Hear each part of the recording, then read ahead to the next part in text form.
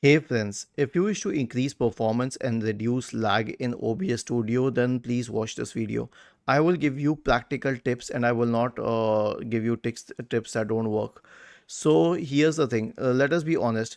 For a certain level of, what do we say, RAM, you will get a certain FPS. Okay, you cannot change that. If you are using a low-end computer, you will have to stick to that. But here's one thing that you can do.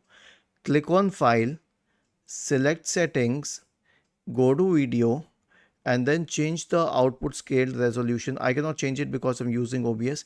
Change it using this drop down menu to 720. What do we say, instead of 1080. Change the common FPS value to 24 NTSC. I'm using the same one. And as for the output, make sure that it is selected at MPEG, because if it's selected to MKV, which is the default one, that will need a lot of system resources. After this, can you really change anything? The answer is practically no. Now, yes, if you're using a video camera, okay, if you're using this video capture device option, then simply remove it, because this will require a lot of system resources. And lastly, you can go and buy a new RAM. So go to amazon.com or Best Buy or any website of your choice, and then wait, I'll try to log in and then I'll show you.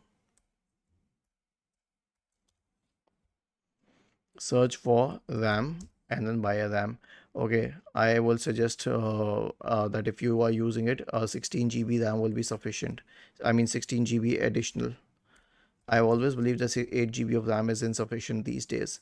So yeah, you can buy this one. It will cost you around $32, or this one, this will cost you around $39. Was this helpful? If yes, then please subscribe to the channel. If not, then let us know in the comment section of the video on how we could help you further.